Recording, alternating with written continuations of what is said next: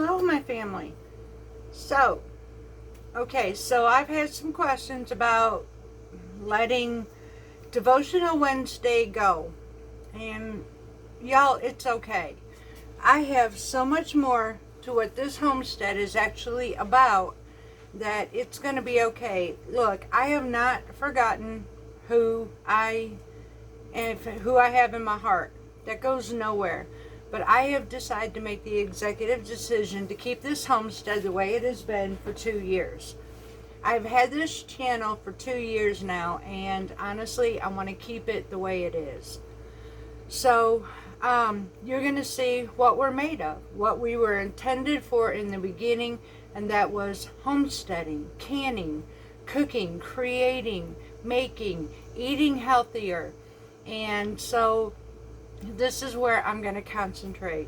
I'm sorry if I disappointed you, but I try to keep out of certain areas. Honestly, I just want to stay who we are, true to ourselves. And I've always told you all, I'm going to stay true and real, and this is part of it. Now, the other thing I want to address on my cement bread that I made, y'all, it has been a great honor to know that I've had a couple subscribers or even visitors that are from Turkey that chimed in on me and let me know that even though we do not have the authenticity as they do in their country, that I could get so close to creating that beautiful food that they have just tickled me to pieces. I was so smiling and just praising for the fact that I was able to accomplish something that great here in the United States. So thank you for those of you who sent me the comments to let me know how I was doing. That is awesome, because the Mediterranean life for me is highly important. So with that, this video, we are going to be doing, as a request, some green tomatoes for frying. Now these will be pickled. I hope you give this a try, honestly. Now the recipe, for those of you who may have this, and I will add the recipe, but it's actually in the blue book, preserving book, and it's under the dilled green tomatoes. It's not a super hidden recipe or nothing like that. It's not a rebel recipe either. It is a recipe that is safe for canning, and the flavor, y'all, it just gives our fried green tomatoes just a slight kick. It's hard to describe, but it is amazing. So I happened to find yesterday, they are expensive. I'll tell you. These were $2.99 a pound, y'all, and I've got about 2 pounds of tomatoes that we're going to go ahead and do them. I'm doing a very small batch just to show you how this is done. This will be a water bath canning method, so let's get to it, y'all. Let's get started on the homestead.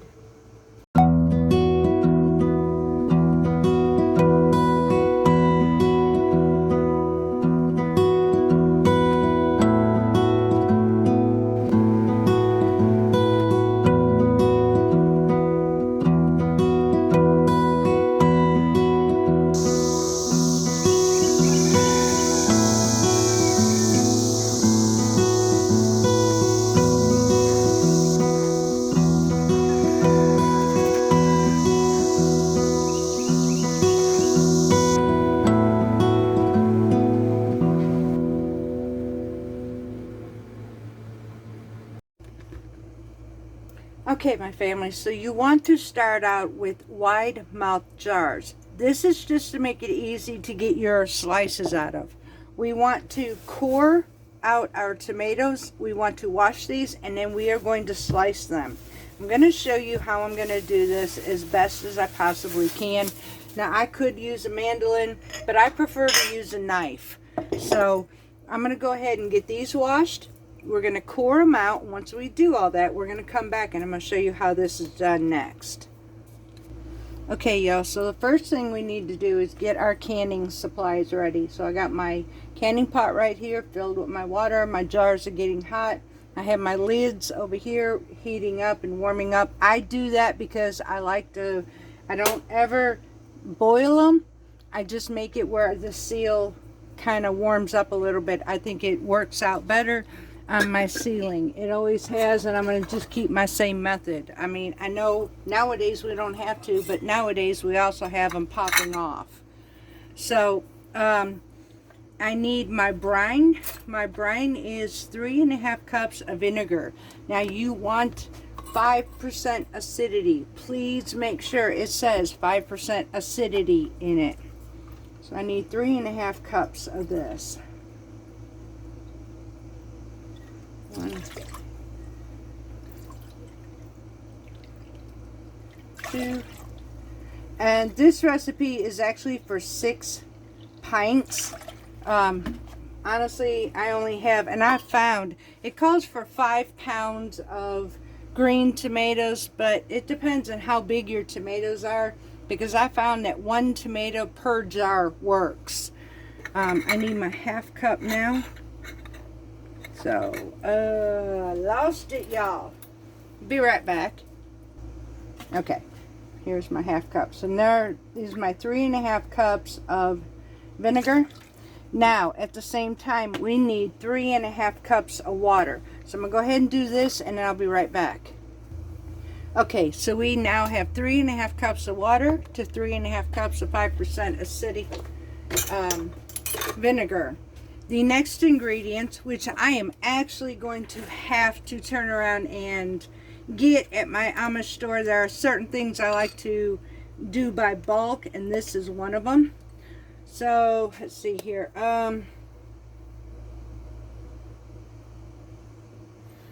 Nope, that's not it. Okay, so we need to add our salt.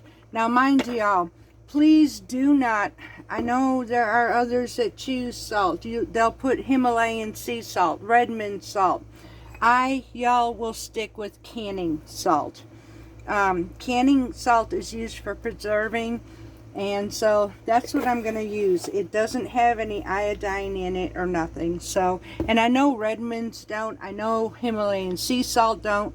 But there's something just about the canning salt that just makes it great for preserving. So that's what I'm going to stick with. And I need 1/4 cup of that salt into my brine.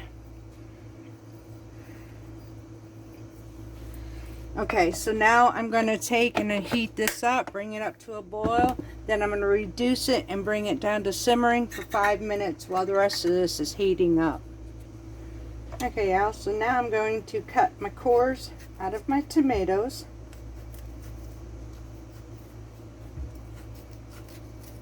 Wonder if there's an easier way to core these things. I'm sure there is, but alright, so I'm going to pop this out and I'm going to show you what I'm going to do. I need these about 1/4 inch thick. They say this recipe honestly is for halves or quarters, but we're going to turn these into slices.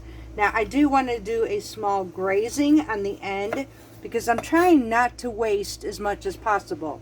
And personally, you can try to fry this, but I will tell you, your breading will not sit at the edge of this. It's too smooth. You need this.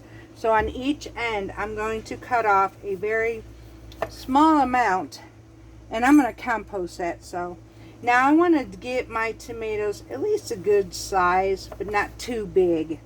So about 1/4 inch is what we found we like. I wouldn't go no more than 1/2 inch, y'all.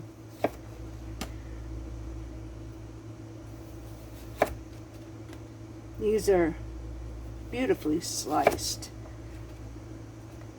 Now I'm going to see, based by the size of this, I'm going to get one of my jars and I'm going to use it to measure and see how many of these per jar I really need. Okay, so I'm going to give you a quick little tip too on how I learned how to get my tomatoes in my jar. Like I said, I try not to get them too much. I try to measure it as much as possible.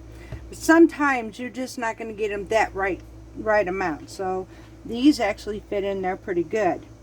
But these, on the other hand, they don't exactly fit in there just right. So here's what I do. I will cut a slit in there, and it will fold. I'm going to go just a little bit more. It will fold over into itself a little bit, and I can then slip these just like that inside that jar. It works every time, y'all. So do I have a slit in my tomato when I go to fry it? Absolutely. But you know what? I got my tomatoes into my jar. So it looks like it's going to be 2 tomatoes per jar. So I'm actually going to get maybe 2.5 jars of tomatoes, y'all. So we'll see how this goes. I'm going to go ahead and finish prepping up the rest of my tomatoes, and I'll probably have waste in my brine, but that's okay. So, and yeah, this big pot is probably overkill, but you know what? I'm safe. So small batch or not, I am showing you how to do green tomatoes so you can fry them up like us. Okay, so we'll be back as soon as I finish off the rest of these. Alright, y'all, we've got everything sliced, and this is actually a good slicing tomato. We have enjoyed them at this size. We don't really like them super huge or nothing like that, so this is really, it works out just as well. So right now I'm waiting on everything to get heated up and ready, and we are going to start filling these up. This is actually pretty simple. It is a water bath canning method, so it's another simple way to preserve our tomatoes. I would suggest, which I honestly from here on through, I'm sorry, I'm not paying $2.99 a pound for any more of these. We have a market in Pontotoc that we like to go to, so I will probably be checking this year like I did last year, buying it by bulk, coming back and canning these up. So we still have currently 15 jars of tomatoes, so we're still good, but a little extra don't hurt considering we really like these. So, and honestly, you can make these as a great snack too. Since I use my home milling flour, I have extra flour pretty much all the time in my freezer. It takes no time to whip some of this up. So let us get the rest of this done and we'll be right back. Okay, y'all, so you remember that canning mat I was teaching you about crocheting? This is why. Now, I have this cutting board, and it can get too cool. So here's what could happen. I'm taking extremely hot jars out of this canning pot, and then I'm going to start canning or filling in my jars. So I'm going to lay them on this board. Even though it's wood, it is still cold. Now, some people will just place them on their counters. Countertops can be marble, it can be formica, so many different ways of different countertops. But again, if you have a cool, it's going to cause a friction to your jars and explode. So what I do is I will take my canning towels, which mine are so old, I need to make some more anyways. And this one is slightly bigger, honestly, than my board, but I just use it as a hangover, and I'll roll it up on my end right here. Let me see, I'm going to show you right like that. So I'll just take this overhang and just roll it up right here. Sorry, y'all. Don't mean to move you around and make you sick.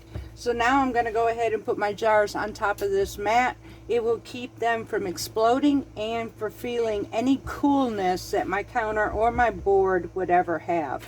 So I thought I'd give you a reason or an excuse maybe to go ahead and start making these mats, or why I started making these mats. This is why, because it kept my jars from exploding. Even when I pull them out after canning, I love putting them on these cotton mats because one, they absorb the water very well. Two, they are extremely cleanable. You can reuse them several times for several years. And they serve a purpose in canning in ways that I never thought of before when I started making these. So, and some of these patterns are really simple. So I just thought I'd kick that in there a little bit as to why I started making these. Okay, y'all, so here's what we're going to need. We're going to need whole cloves of garlic. You're going to need some pickle crisp, dill seed, or unless you're going to use heads of dill, you'll need, like I said, the recipe is for 6. You'll need 6 heads of dill heads, or you can just do dill seed. It doesn't matter. You're going to need some bay leaves, your brine mix with your salt and vinegar, your tomatoes, and your jars. So we're going to go ahead and start filling, and I'm going to show you what we're going to do. Now, I may just get 3 pints out of this, and honestly, y'all, this is just for pints. There is nothing bigger on this recipe but pints. So I have my jars pretty hot, and we are going to start with 1 bay leaf per jar.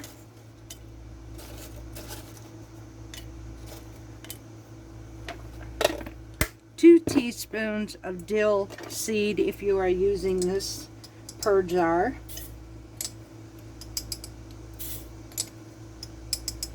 And I think I just found out that instead of going to my Amish store, I can honestly order these on Azure Standard. And as much as I go through this, I'm exactly going to do that. So I may even see about dill weed. Now I need 1/8 of a teaspoon each jar with the pickle crisp. Oh, it smells good already, y'all. Okie doke. And that is it. So now we are going to, nope, I was wrong. I need 1 whole garlic per jar. Now, we are going to now stuff our jars with our tomatoes. We want to give a 1/2 inch head space. And these will shrink a little bit in here. So, again, remember what I said, that if you happen to get them too big, you can cut that slit in there a little bit. You want to pack them, but that's super tight packing them, just so you, I might be able to put 1 more. Let's see if I can get 1 more in here. Yes. Okay, so this is as far as I want to go. I want to keep it below this first ring right here. But that's a good amount of tomatoes right there. So there's my first jar. I'm going to go ahead and start with my next one. Get this, well, y'all, I'm going to have to cut this down just a little bit.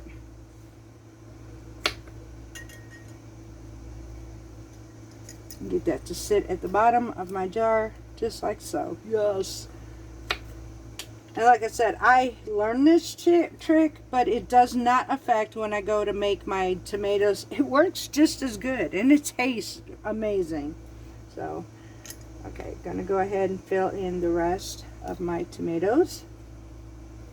Well, I'm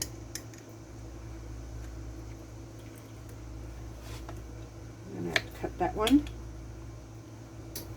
They're hard to try to get them exactly perfect to our jars, I'm just going to say. So, just do the best you can. Now, there's that one.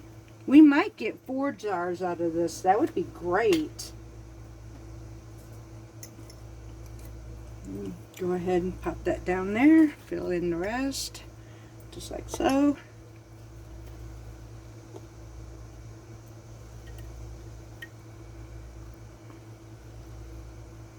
Pop that one in there that was cut, and that one in there that was cut. And I don't really have enough to do another jar, so I'm going to fry these up tonight, honestly. So I might be able to put that one in there. Maybe 1 more. I'm not going to waste them. I mean, yeah, we get 3 jars. I'm good. So go ahead and make sure. So I'm going to put 1 more in here, and that's it. Yep. We got it. So that worked out great. All right, y'all.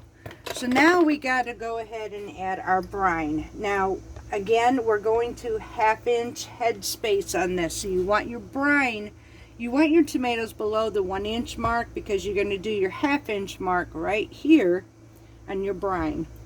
So I'll show you how we're going to do that. I take my scoop.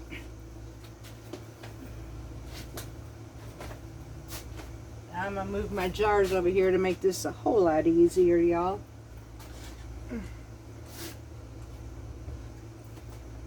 Take my brine inside my jars. Give it time to sink because you will have to debubble this as well. Like I said, they are packed, so we got to get them all the way through our jars.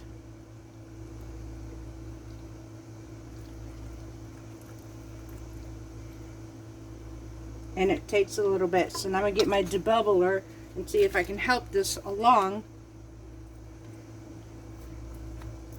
Pull that aside. Get that down in there. Just like that. Alright, now we can go ahead and fill them up some more.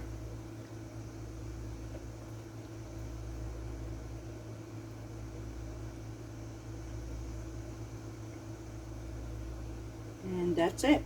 Get to make sure we have 1 inch head space.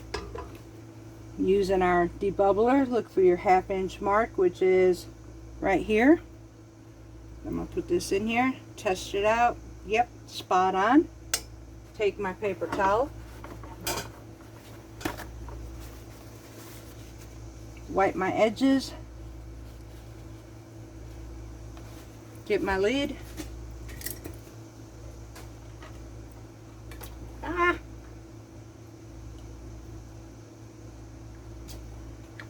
Place that on top. Get my ring.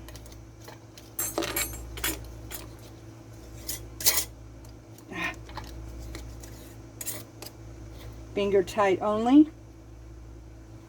That is warm, y'all. Finger tight. Pop it into my canner. That's it. Look, y'all. Beautiful. These are a treasure gift in this homestead. I'm telling you, we absolutely love these things. One, we were just kind of, when we first started this last year, it was almost at the end of summer when we did this. And so we were wondering, will this actually work? Because we love fried green tomatoes. We found that we actually love them more this way than just plain fried green. It does soften them up a bit, I will tell you, but not mush. Honestly, you do have a way to be able to still be able to have a good bite. And you've seen the crispiness I had when I was done with mine.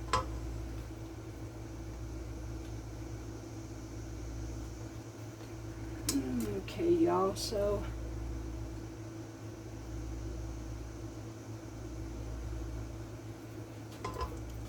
making sure that I get that.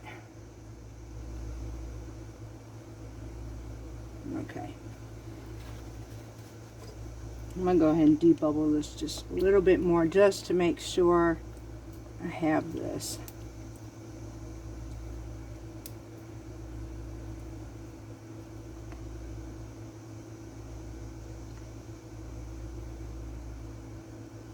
Right, I need to add some more brine to it. You just want to make sure that you have enough brine to this and that you have your bubbles and your liquid throughout all of your slices. Now when you pack them, that's one reason you don't want to pack them too tight, because you want to be able to do this. But when you also pack them, it can be a little tough trying to get these to debubble and get everything right. So there's jar number 2. I'm going to go ahead and finish this last one, and when I do, we'll be right back. Okay, y'all, so we have our jars in our canner. We're going to cover this up. We're going to bring this up to a rolling boil, and we will set our timer. For me, I am below 1,000 in altitude, so for me it will be 15 minutes canning time. If you are above that, you want to check with your area and your altitude and how much you should be processing your tomatoes for. But for me, it's 15 minutes. So I'm going to set my timer, wait till this comes up. And once this comes up here to a rolling boil, I'll show it to you and we will be ready to can this. Okay, y'all. For me, my sign is when I can usually tell when my canner, without taking the lid off, is up to rolling boil. If you'll see the steam over here, but I'm going to show it to you. I've already hit my timer, honestly, so yeah, I don't want to do this. See, it's rolling, y'all. So I don't want to keep my thing off here too much. So we are going to let this go for 15 minutes. Once this is over, I'll show you what to do next. Okay, y'all, so our timer went off. I am taking my pan away from me. The heat is turned off and we're going to set our timer now for 10 minutes. I think it's 5, but I like to go 10 just in case. So I'm setting this for 10 minutes, allowing our water to settle. And when the 10 minutes is up, we're going to go ahead and pull our jars out. So we will be right back. Okay, y'all, so our timer had just gone off, which means it is time to take our jars out of our canner. What does it look like? There we go, y'all. Our beautiful canning tomatoes. So I'm going to go take this over here to sit, and we're going to leave them be for a moment.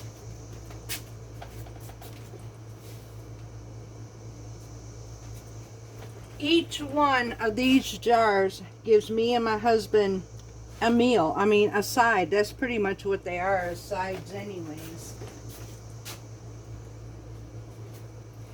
And I will usually leave this on my shelf for a couple weeks. Honestly, we don't use it until they get that flavor in it. So up to about 2 weeks is good enough. So, be right back. I hope you enjoyed this canning with pickled green tomatoes or dilled green tomatoes. From here, I showed you how to fry them up for your dinner. Many of you had asked if we could get the recipe or show us how to do this, so that's exactly what I did. I hope you enjoy it as much as we do. It's a treat in our house and almost becoming a necessity, honestly. So I'm hoping you enjoyed this, and until next time, much love from Parton's Heritage Homestead.